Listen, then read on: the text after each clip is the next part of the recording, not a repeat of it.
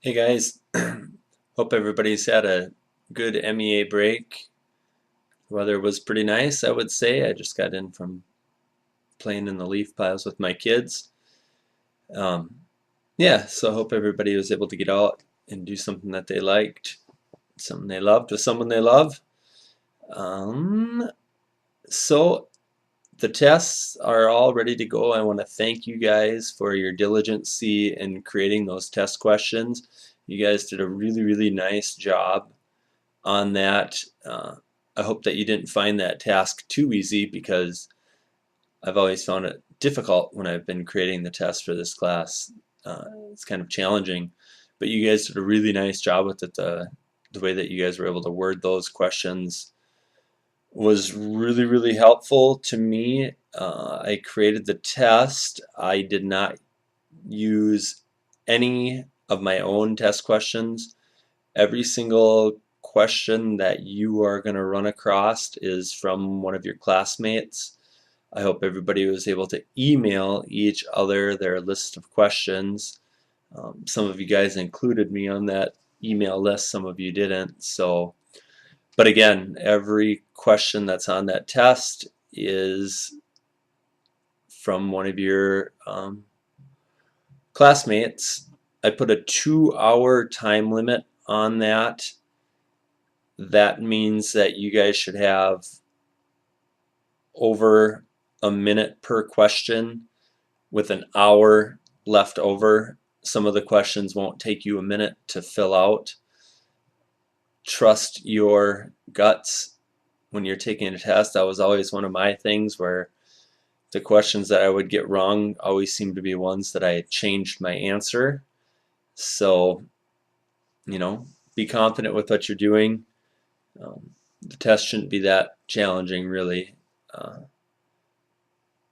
Says the teacher. But anyways, the perceptual listening, I want to say that there was 26 questions. They're all new videos. You haven't seen them. Please note that I did reword some of the questions that I thought might have been more confusing for you. So please note that. Please note that some of them I asked you to skip. And again, feel free, if it works in your guys' schedules, to hook up with another classmate and listen to the videos together. Um, Email each other your answers. I'm cool with that. I do caution you, as I did in the writing, that just because someone thinks that that's the answer doesn't mean that they're right. So be careful with that as far as, just going with an answer because someone else thought that was right. Uh, the perceptual listening stuff is difficult. I get it.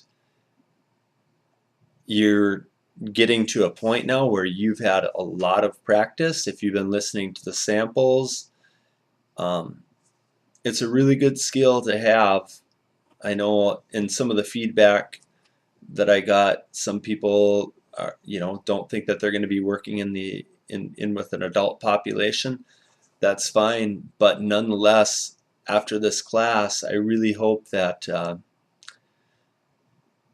your ears are better able to hear what's going on with the person's speech, and you're going to be able to identify those 6 salient features pretty readily.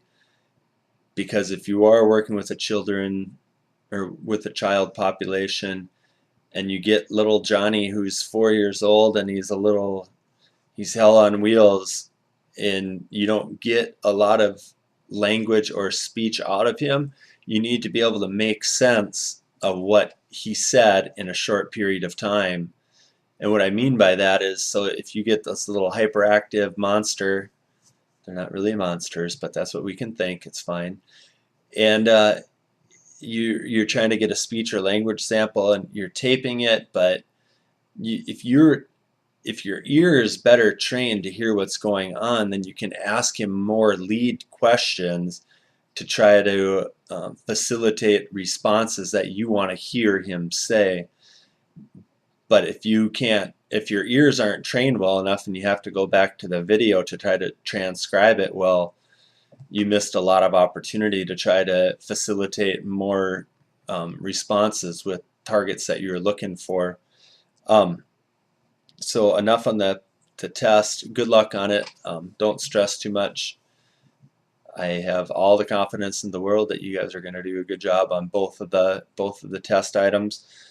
On to this week. Also in the feedback, people are curious on when are we going to get into learning how to do therapy.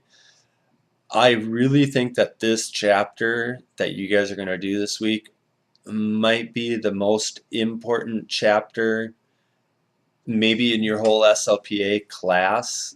It really does a nice job establishing cornerstone foundational things to think about when you are starting therapy with a person. And I get the fact that you guys are SLPAs, your assistants, the speech pathologist is going to be giving you direction. But as I've alluded to multiple times, if I'm your supervisor, if I'm your supervising SLP, I expect you to have feedback. I expect to hear your point of view. That's where professional growth comes in for both parties. It can't be just a one-way street of me telling you what to do. You have to be able to have your opinions, have evidence behind what you're suggesting, and this chapter, I think, has got lots of good information in it. I found it really beneficial for myself to review through a lot of this information because, like I said, and I'm going to be done after this, it's got tons of good information. 2 assignments for the week shouldn't be that tough of a job for you, I'm hoping. The following week, we're going to start moving into therapies for dysarthria specifically, and that should be good. As always, if you have questions, concerns, let me know. Email me and I will do my best to get back to you. I'll just say this, I'm going to be taking a personal day on Friday, and Saturday I'm going to be gone, so I will be unavailable starting Thursday night, which is my wife's birthday as well.